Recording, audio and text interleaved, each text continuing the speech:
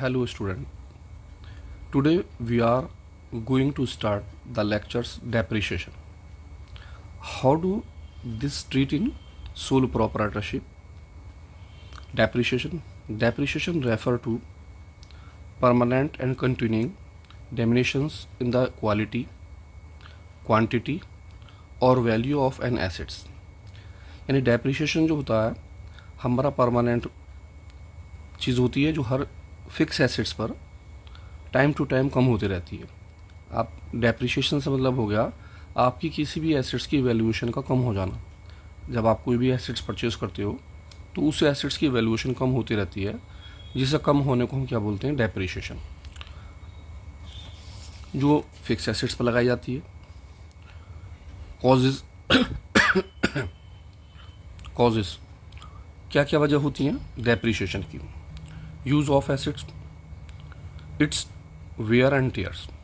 जब आप किसी भी एसेट्स को इस्तेमाल करते हो तो इसके इस्तेमाल करने पर वो चीज़ कम होती रहती है, घटती रहती है, जिसकी वजह से क्या होता है, डेप्रिसिएशन लगाया जाता है। एक्सीडेंट, कोई एक्सीडेंट लॉस वगैरह हो जाए, किसी भी तरह की कोई चीज़ डैमेज हो जाती है तो उसकी वैल्यूएशन कम हो जाती है एसेट्स की, जिसे हम डेप्रिसिएशन बोलते हैं।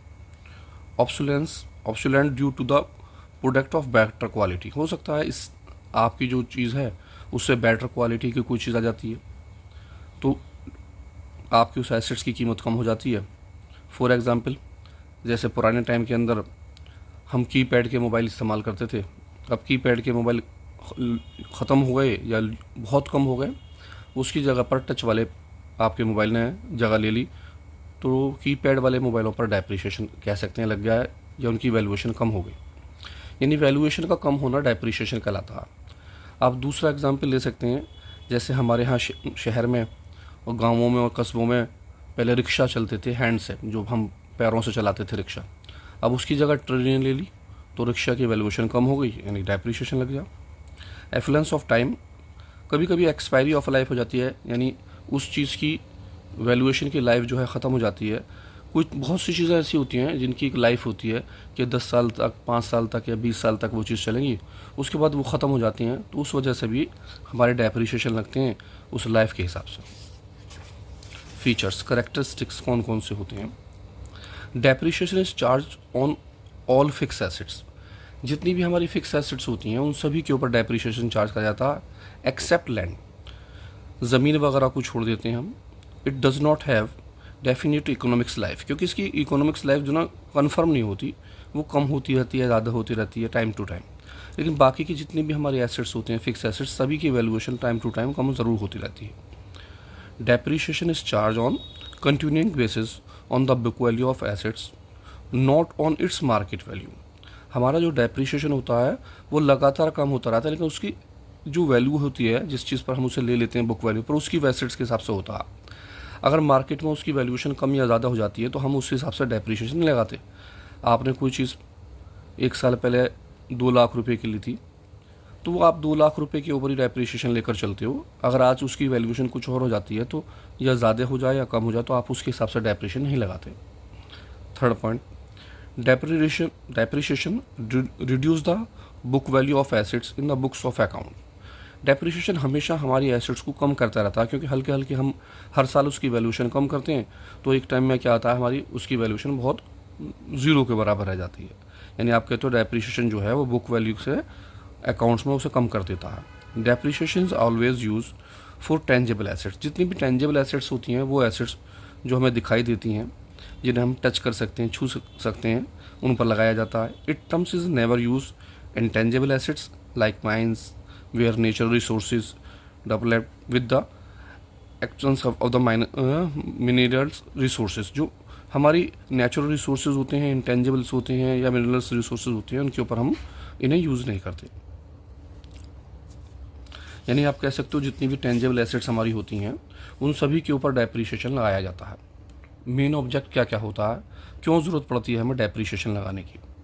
नंबर फर्स्ट है to determine the correct profit loss, ताकि हम ये पता चल जाए हमारी फर्म के अंदर क्या प्रॉफिट है या क्या लॉस है, एक्चुअल उसकी पोजीशन पता चल जाए। टू शो द ट्रू और fair view of the financial position, आपकी बिजनेस की एक्चुअल पोजीशन क्या है वो आ जाए। जैसे आपका प्रॉफिट लॉस करेक्ट आ जाए, इस तरह आपकी फर्म की एक्चुअल पोजीशन क्या है निकल कर वो आ जाए, आपके पास इतनी एसेट्स हैं जितना की बुक्स दिखा रही है, और एट द टाइम जब आप उसे बेचो तो लॉस ना हो। To determine the correct cost of production, आप जो भी कोई प्रोडक्ट आपके पास है, जो भी चीज़ आपके पास है, उसकी कॉस्ट की सही कीमत आपको पता चल जाए, lump sum. The company with the legal provision, इसका एक मेन रीज़न ये भी है कि कंपनी के हिसाब से जो है आप डेप्रिसिएशन लगाना ज़रूरी है, वो एक लीगल प्रोसीजर है। हर फर्म को या हर कंपनी को डेप्रिसिएशन की ज़रूरत होती है, और कंपनी एक्ट बोलता भी है कि डेप्रिसिएशन लगाएं। मेथड, कौन कौन से मेथड होते हैं डेप्रिसिएशन के? हमारे पास फिक्स एसेट्स पर डेप्रिसिएशन लगाने के 2 मेथड्स हैं फिलहाल 11th क्लास में। जब आप आगे वाली क्लासों में जाते हैं तो डेप्रिसिएशन के मेथड चेंज हो जाते हैं और बढ़ जाते हैं ज़्यादा। फिलहाल हमारे पास है पहला स्ट्रेट लाइन मेथड, जिसे आप ओरिजिनल कॉस्ट मेथड भी बोलते हैं, या आप इसे फिक्स इंस्टॉलमेंट मेथड भी कह सकते हैं। स्ट्रेट लाइन हर बार एक सा लगना, ओरिजिनल कॉस्ट जो उसकी ओरिजिनल वैल्यू है हमेशा उसी पर डेप्रिसिएशन लगाना। फिक्स इंस्टॉलमेंट, एक बार जो आपने डेप्रिसिएशन लगा दिया हर बार वही डेप्रिसिएशन आपका कंटिन्यू रहता है, जिसे हम बोलते हैं स्ट्रेट लाइन या ओरिजिनल कॉस्ट या फिक्स्ड इंस्टॉलमेंट मेथड। दूसरा हमारा होता है रिटन डाउन वैल्यू मेथड, जैसे कि नाम से पता है रिटन डाउन, जो आपने लिखा है उसकी डाउन की वैल्यू, डिमीजिंग घटता हुआ या रिड्यूसिंग कम होता हुआ। आप इसे रिटन डाउन मेथड भी कह देते हैं, आप इसे डिमीजिंग मेथड भी कह देते हैं, और आप इसे रिड्यूसिंग मेथड भी कह देते हैं। स्ट्रेट लाइन मेथड में आपकी जो वैल्यूएशन होती है आप हर बार सेम प्राइस पर लगाते हो। आपकी कीमत अगर 2 लाख है तो हर बार आपका 2 लाख के ऊपर अगर 10% है तो 10% यानी 20,000 पर ईयर चलता है। First year 20%, second year 20% yearly, third year 20%। लेकिन अगर आप रिटर्न डाउन से करते हैं तो आपका फर्स्ट ईयर तो 20% होता है, 2 लाख में से 20% माइनस होने के बाद 1,80,000 वैल्यू आती है, और नेक्स्ट ईयर आपका 1,80,000 पर डेप्रिसिएशन लगाया जाता है। देन नेक्स्ट ईयर आप 18,000 माइनस कर लेते हैं, और जो आपकी एक्चुअल वैल्यू निकल कर आती है उसके ऊपर डेप्रिसिएशन लगाते हैं, यानी कि रिटर्न डाउन वैल्यू जो कम होती रहती है उसके ऊपर डेप्रिसिएशन लगाया जाता है। Calculation of amount of depreciation, हम डेप्रिसिएशन की कैलकुलेशन किस तरह करते हैं? On the basis of estimated life of assets. अगर आपको जो है एसेट्स की एस्टिमेटेड लाइफ दे रखी होगी तो उसे डेप्रिसिएशन लगाने का तरीका अलग होगा। On the basis of percentage, अगर परसेंटेज दी होगी तो डेप्रिसिएशन लगाने का मेथड अलग होगा। On the basis of estimated life of assets, अगर एसेट्स की एस्टिमेटेड लाइफ दी है तो आप लगाते हैं एनुअल डेप्रिसिएशन के लिए ओरिजिनल कॉस्ट, जितनी भी उसकी ओरिजिनल कॉस्ट होती है उसे लेते हैं। एस्टिमेटेड स्क्रैप वैल्यू, इसमें से सब्सट्रैक्ट कर देते हैं, माइनस कर देते हैं, और आप डिवाइड कर देते हैं उसकी यूज़फुल एस्टिमेटेड लाइफ का। यानी कि कॉस्ट की कीमत के अंदर जो भी आपने स्क्रैप वैल्यू में उस माल को बेचा होता है उसे माइनस कर दिया जाता है। माइनस करने के बाद जो उसकी लाइफ वैल्यू होती है, जितने साल तक वो चलेगी, उसका हम डिवाइड कर देते हैं। यहाँ कॉस्ट के अंदर एक्सपेंसेस प्लस होते हैं। कॉस्ट, ओरिजिनल कॉस्ट से मतलब होता है कि आपने मशीन के ऊपर या जो भी आपके एसेट्स है उसके ऊपर जो भी एक्सपेंसेस करा होता है, कॉस्ट के अंदर आप एक्सपेंसेस को प्लस कर लेते हैं, वो ओरिजिनल कॉस्ट कहलाती है। इसमें से स्क्रैप वैल्यू माइनस कर देते हैं और डिवाइड कर देते हैं नंबर ऑफ लाइफ ईयर का। सेकंड हमारा है on the basis of percentage depreciation, ये नॉर्मली होता है। आपकी जो ओरिजिनल कॉस्ट होती है, ओरिजिनल कॉस्ट से मतलब हो गया वैल्यू प्लस एक्सपेंसेस। इसके अंदर जो भी आपका रेट ऑफ डेप्रिसिएशन होता है 10%, 20%, 50%, आप उसका मल्टीप्लाई करके 100 का डिवाइड कर लेते हैं। इस तरह से आपका डेप्रिसिएशन आ जाता है। दोनों के ऊपर हम क्वेश्चन ले रहे हैं, ध्यान से क्वेश्चन देखिए। फर्स्ट क्वेश्चन हमारा है जनरल एंट्री बेसिस पर। क्या कहता है जनरल एंट्री बेसिस पर? हमारा पहला question practical problem first. On 1 April 2023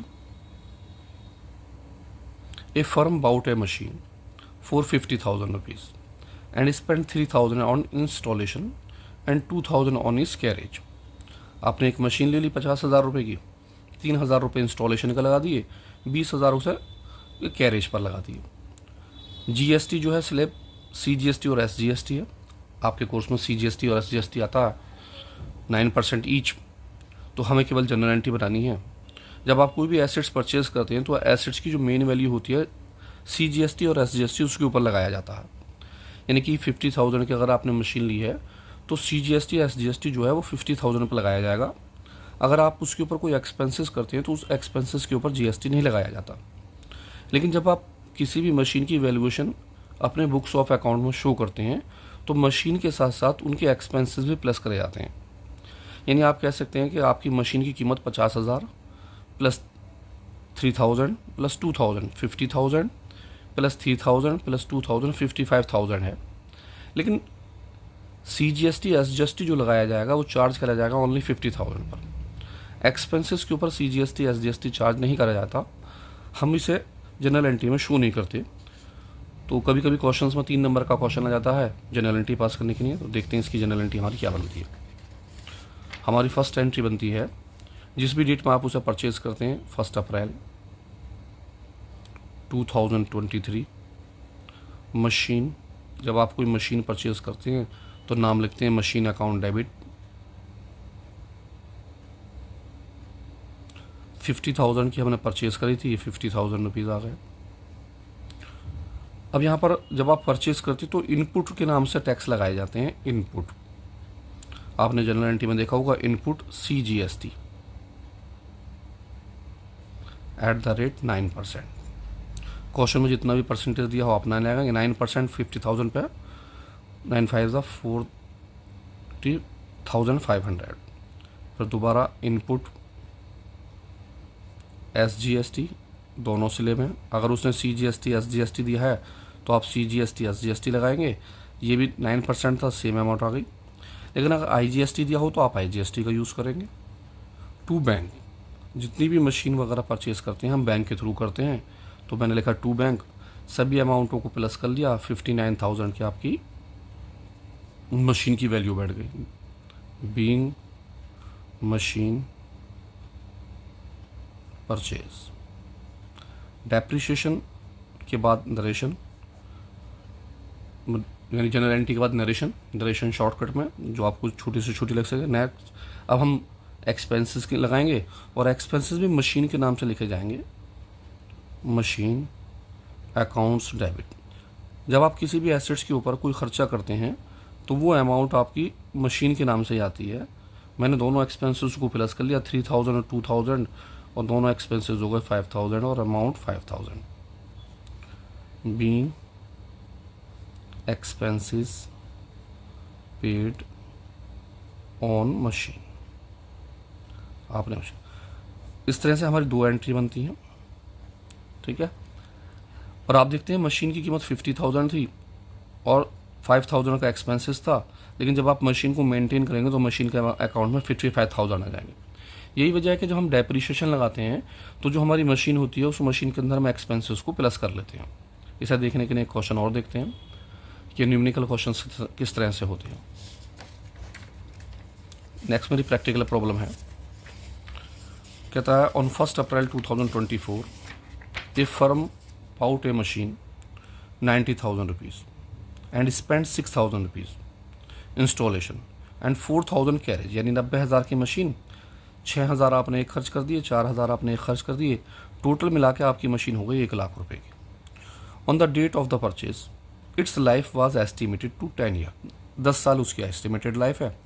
the scrap value of the machine है एस्टिमेटेड 20,000, और वो स्क्रैप में जो बिकेगी 20,000 रुपये की आपकी बिकेगी। At the end of the 10 year, 10 सालों के बाद, 10 साल की लाइफ है आपकी। Find out the annual amount of depreciation and the rate of the depreciation. हमें एक तो डेप्रिशिएशन का एनुअल अमाउंट बताना है और साथ में उसकी परसेंटेज बतानी है। तो लेते हैं, स्टार्ट करते हैं। हमने पीछे भी पढ़ा था डेप्रिशिएशन में अगर परसेंटेज ना दी हो, यूज़फुल लाइफ हो, तो हम उसे किस तरह से बनाते हैं। फर्स्ट सबसे पहले हमें कॉस्ट लेनी है। मेरे पास जो कॉस्ट है वो 90,000 की तो मशीन है, प्लस 6,000 का मैंने उस पर एक खर्चा करा है, प्लस 4,000 का एक एक्सपेंसेस हुआ है।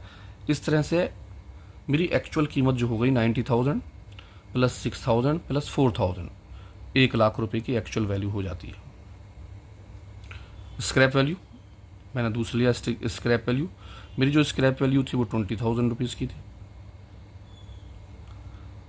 यूज़फुल लाइफ, उसकी यूज़फुल जो लाइफ है वो 10 ईयर है। इस तरह से मैं डेप्रिशिएशन आसानी से लगा सकता हूँ। मेरा डेप्रिशिएशन का फॉर्मूला था, आपने देखा था, कॉस्ट ऑफ एसेट्स। मेरी कॉस्ट ऑफ एसेट्स 1 लाख रुपए की आ गई। माइनस स्क्रैप वैल्यू, मैंने देखा स्क्रैप वैल्यू मेरी 20,000 है,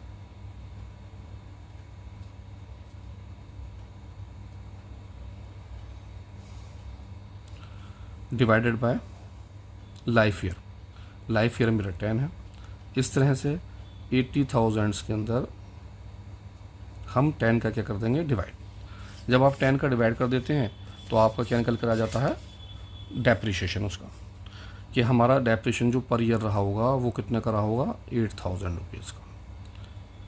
कॉस्ट, उसकी कॉस्टली 1,00,000 रुपये की। स्क्रैप वैल्यू 20,000 की स्क्रैप वैल्यू माइनस कर दी। यूज़फुल लाइफ का डिवाइड कर दिया 10 का, 10 साल की यूज़फुल लाइफ थी। 80,000 से 10 का डिवाइड करा और 8,000 रुपीज़ हमारा क्या आ गया, डेप्रिशिएशन। अब हम रेट निकाल सकते हैं इसका, परसेंटेज रेट। परसेंटेज रेट निकालने के लिए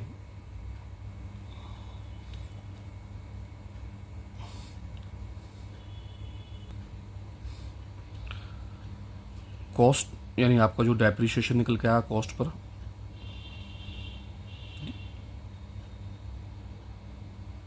मल्टीप्लाई 100 डिवाइडेड बाय कॉस्ट, जो आपकी ओरिजिनल कॉस्ट है। आपका डेप्रिशिएशन 8,000 आया है, मल्टीप्लाई 100 और कॉस्ट आपकी थी कितने की, 1,00,000 रुपीज़ की। 10 से 10 काट दी आपने और आप इस तरह से देखेंगे 3 और 2 50 हटने के बाद आपका 8% रेट आ जाता है। यानी आपका डेप्रिशिएशन का रेट वो 8% रहा था। आप देख सकते हैं 1,00,000 रुपीज़ का अगर हम 8% निकालते हैं तो आपका आंसर कितना जाता है, 8,000। इस तरह से हमारा डेप्रिशिएशन निकलता है। जब एस्टिमेटेड लाइफ दी हो तो आप कॉस्ट, स्क्रैप वैल्यू और यूज़फुल लाइफ को लिख लेते हैं। कॉस्ट के अंदर एक्सपेंसेस प्लस कर लिए जाते हैं, जितनी भी कॉस्ट होती है आप उस कॉस्ट के अंदर प्लस कर देते हैं जो भी आपने एक्सपेंसेस किए गए होते हैं। एक्सपेंसेस प्लस करने के बाद आपकी ओरिजिनल कॉस्ट आ जाती है। आप डेप्रिशिएशन निकालने के लिए ओरिजिनल कॉस्ट उसका यूज़ करते हैं, स्क्रैप वैल्यू को माइनस करते हैं, डिवाइड करते हैं नंबर ऑफ लाइफ ईयर का, डेप्रिशिएशन आ जाता है। डेप्रिशिएशन के साथ परसेंटेज निकालने के लिए डेप्रिशिएशन की amount multiply 100 divided by original cost, divide करने के बाद आपकी परसेंटेज रेट निकल कर आ जाता है। आगे बढ़ते हैं क्वेश्चंस के साथ। सेकंड प्रैक्टिकल प्रॉब्लम हमारी है, कहता on 1 April 2018 Mohan and company purchase a plant ₹40,000। On 1 October in the same year, इसी साल में, it bought the another plant 22,000 rupees and spend 3,000 on it.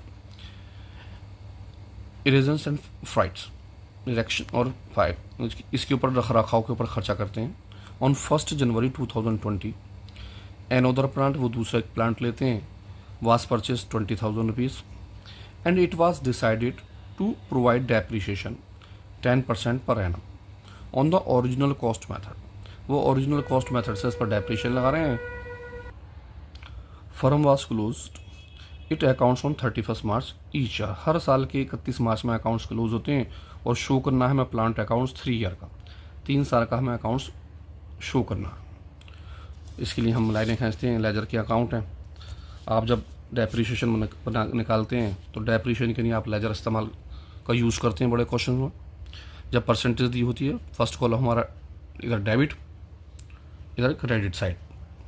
First column होता है डेट, डेट के बाद पर्टिकुलर, पर्टिकुलर के बाद ledger folio, general folio, general folio के बाद अमाउंट, उसके बाद फिर अगेन डेट, डेट के बाद फिर पर्टिकुलर, जनरल फोलियो और अमाउंट्स के कॉलम आ जाते हैं।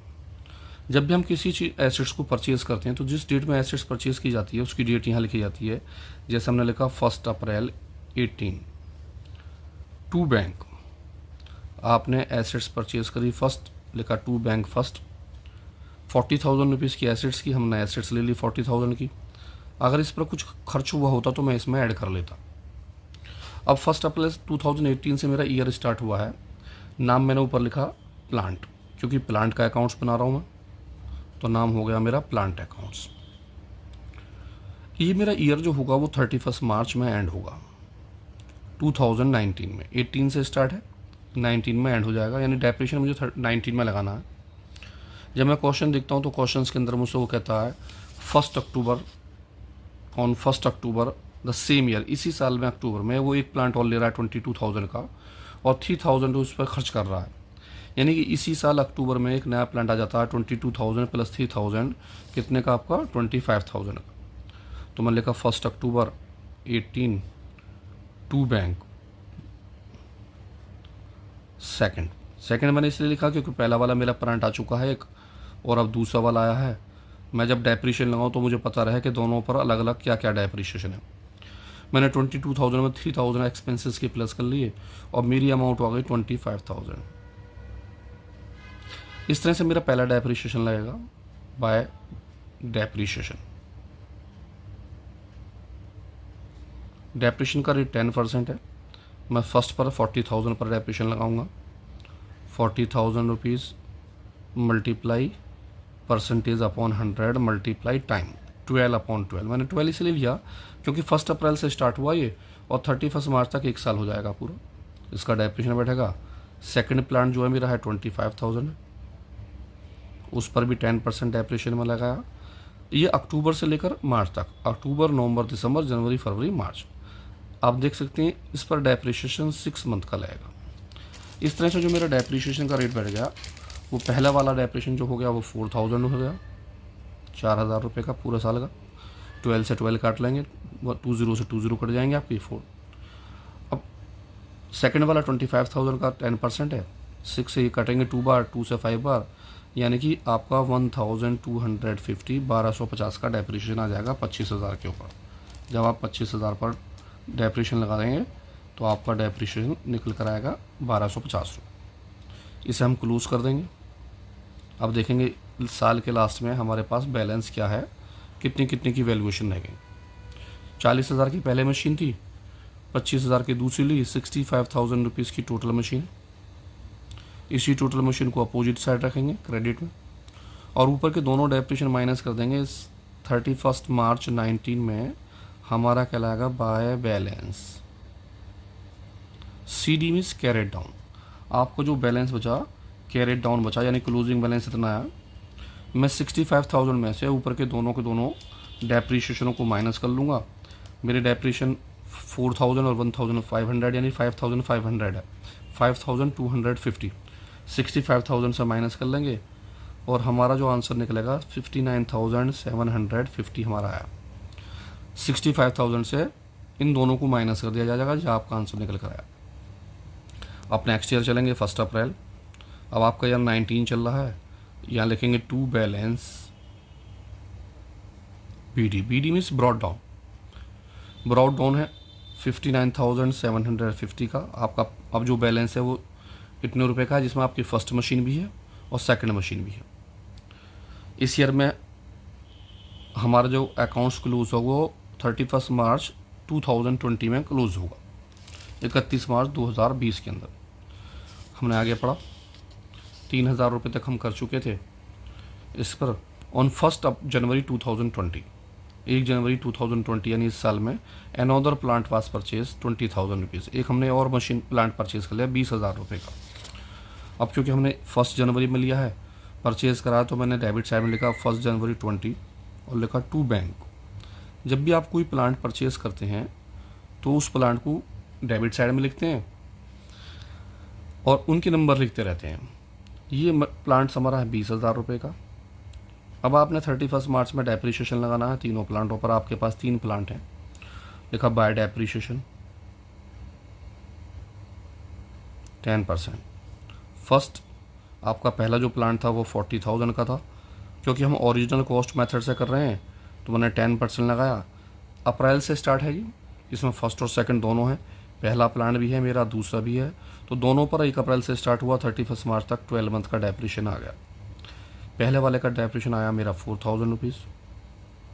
सेकंड प्लांट की ओरिजिनल कीमत 25,000 की थी, तो मैंने 25,000 के ऊपर डेप्रीशिएशन लगाया 10%। अब क्योंकि इसकी वैल्यूएशन भी अप्रैल में ही है, तो अप्रैल से लेकर मार्च तक ये भी 12 मंथ का होगा, इसका डेप्रीशिएशन अब हो गया 2,500।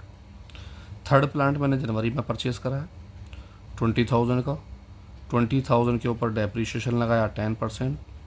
और जब मैं जनवरी से कैलकुलेशन करता हूँ अप्रैल मार्च तक की, तो जनवरी फरवरी मार्च 3 मंथ का डेप्रिशिएशन लगता है 3/12। जब आप 3 मंथ का डेप्रिशिएशन लगाते हैं तो आपका डेप्रिशिएशन हो जाता है 10 से 10 कट गई, इससे 0 3 से 4 भाग गया, 4 5 से 20, और आपके 500 रुपीज़ आ जाते हैं डेप्रिशिएशन। इस तरह से आपका सेकेंड ईयर ख़त्म होता है।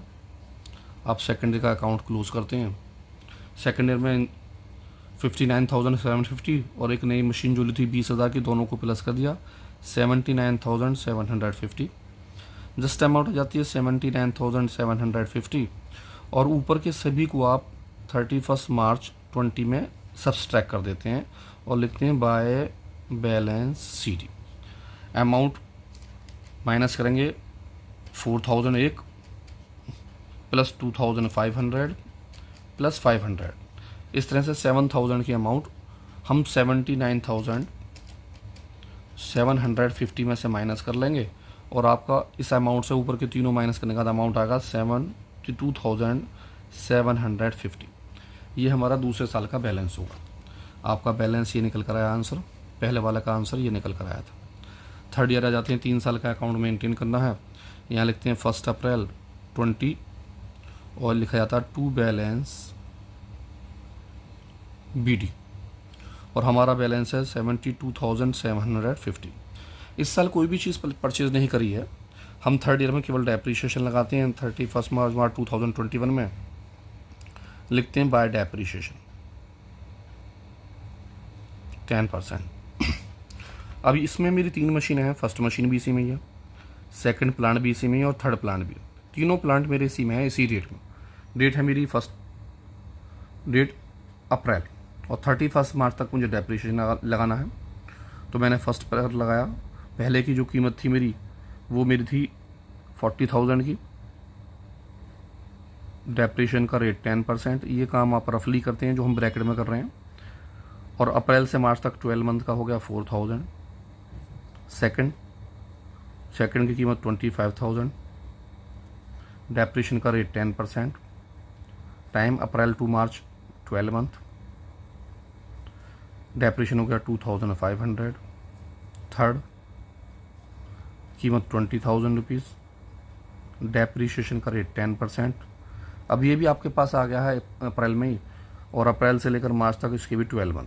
आप देख सकते हैं कि जिस टाइम में हम इसे परचेज़ करते हैं उस टाइम में तो डेप्रिशिएशन पूरे साल का लगाया जाता है, लेकिन उसके बाद हम डेप्रिशिएशन को जिस साल हम परचेज़ करते हैं उस साल हम डेप्रिशिएशन टाइम के हिसाब से लगाते हैं, पूरे साल का नहीं लगाते, टाइम के हिसाब से। अगर मैंने जनवरी में लिया है तो जनवरी से लेकर मार्च तक का लगाऊंगा। मैंने अक्टूबर में लिया है तो अक्टूबर से लेकर मार्च तक का लगाऊंगा। अप्रैल में लिया तो अप्रैल से लेकर मार्च तक का, फर्स्ट ईयर। लेकिन जब सेकंड ईयर आते रहते हैं तो कंटिन्यू चलती रहती है चीज़, और आपके डेप्रिशिएशन पूरे के पूरे लगाए जाते हैं। यानी आप फुल ईयर का डेप्रिशिएशन कैलकुलेट करते हैं। Total amount as it is यहाँ गई 72,750।